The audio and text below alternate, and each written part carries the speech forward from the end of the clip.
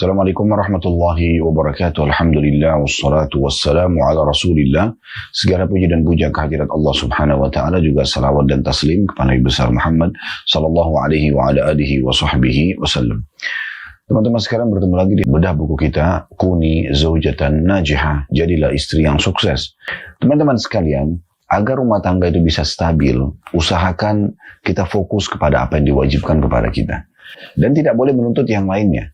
Karena selain kewajiban-kewajiban yang sudah disusun dalam syariat, maka yang perlu digarisbawahi adalah sisanya sunnah, bukan keharusan. Oleh karena itu kita fokus dalam membahas kewajiban-kewajiban tersebut. Dan ini sesuai dengan hadis Nabi SAW, "Man la yashkurun nasi, la yashkurullah." Siapa yang belum berterima kasih pada manusia, maka berarti belum berterima kasih atau bersyukur kepada Allah. Sementara kita tahu dalam surah Ibrahim, Allah menekankan, la in syakartum la azidannakum. Kalau kalian bersyukur, saya pasti akan tambah. Wala in kafartum inna adzabi lasyadid. Dan kalau kalian kufur terhadap nikmatku, maka siksaku sangat pedih. Istri Anda, wahai para suami, tidak pindah dari rumah orang tuanya yang penuh dengan kasih sayang, penuh dengan perhatian, ke rumah Anda, kecuali memang agar Anda muliakan dia. Kalau perlu, Anda harus memuliakan lebih daripada bagaimana orang tuanya memuliakannya.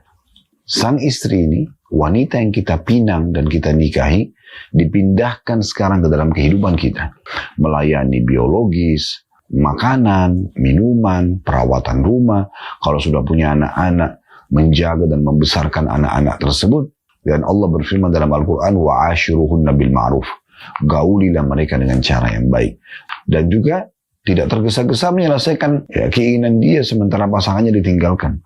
Tutur kata yang santun, tepat sasaran. Kalaupun tegur boleh tegas tapi jangan keras. Ya, tegas, saya tidak suka seperti ini. Jangan lakukan seperti ini.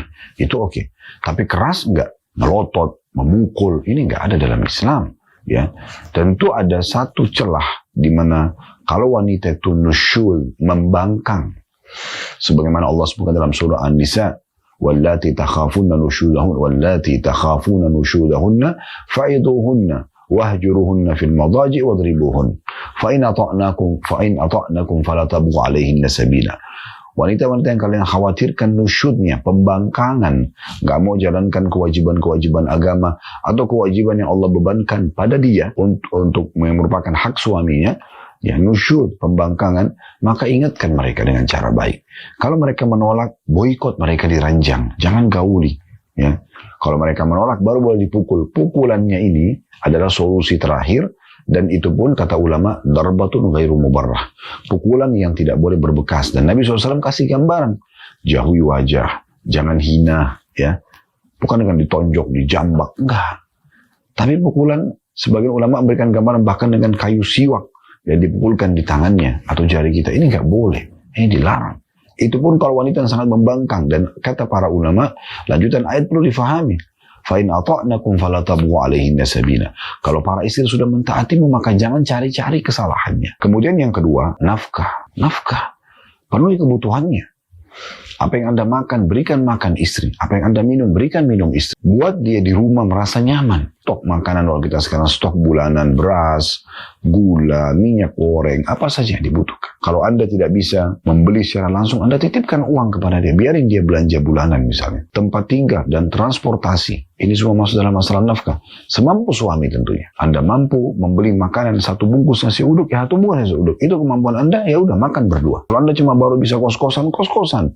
Kontrak-kontrak. Anda bisa beli rumah kecil, beli. Anda bisa beli rumah besar, beli rumah besar. Ke majelis taklim misalnya, menuntut ilmu. Anda mampu beli kendaraan motor, beli motor. Anda mampu beli mobil, beli mobil. Tidak ada masalah. Yang penting jangan berlebihan. Dan harus dari sumber yang halal. Dan Nabi SAW mengatakan, sungguhnya para istri memiliki hak dari kalian, yaitu kalian memberikan mereka makanan, minuman, dan pakaian yang terbaik. Juga para suami kalau mengeluarkan harta untuk istrinya, itu tidak perlu berlebihan. Tapi apa yang dia keluarkan, itu adalah sedekah yang paling afdal. Sebagaimana dalam hadis Muslim, kata Nabi SAW, dinar yang kalian keluarkan untuk fakir miskin, dinar yang kalian keluarkan untuk bebasan budak, dinar yang kalian keluarkan untuk jihad jalan Allah, dan dinar yang kalian berikan untuk keluarga kalian jauh lebih afdal. Yang ketiga, hak biologis. Penuhi biologisnya. Seorang suami harus bisa mengenal karakter wanita. Di saat dia sudah dandan, dia sudah bersih, dia sudah wangi, isyarat. Syaratnya untuk apa? Untuk dibiarkan? Enggak. Untuk Anda datang gauli dia. Itu hak yang harus kita penuhi. Tentu sesuai dengan kemampuan. Tapi kalau kita lihat bagaimana besarnya pahala biologis dalam Islam, harusnya seorang muslim tidak menyia-nyiakannya. Selain mendapatkan kenikmatan dunia, terpenuhi kebutuhan biologis dia sehingga tidak lagi terjerumus dalam perzinahan dan pelanggaran di luar sana. Semoga Allah jaga kita semua tentunya. Kemudian juga dia mendapatkan pahala. Pada saat orang sahabat-sahabat miskin datang kepada Nabi SAW mengatakan, ya Rasulullah, sahabat-sahabat kami yang kaya mendahului pahala-pahala kami. Karena kami sholat, mereka sholat, kami puasa, mereka puasa, tapi mereka punya kelebihan harta. Yang harta itu mereka infakkan dan kami tidak memiliki itu. Maka kata Nabi SAW, Allah telah memberikan untuk kalian banyak sekali peluang untuk bisa mendapatkan pahala yang mengimbangi daripada sedekah mereka. Sampai kata Nabi SAW, di kemaluan kalian sendiri itu ada sedekah. Kata para sahabat, ya Rasulullah, kami gauli istri kami. Lalu kami juga dapat pahala.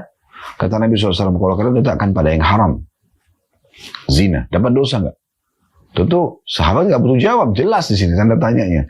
Tentu zina itu dosa besar, gitu kan? Masuk dalam 7 induk dosa besar. Maka kata Nabi SAW, begitu juga kalau kalian letakkan pada yang halal.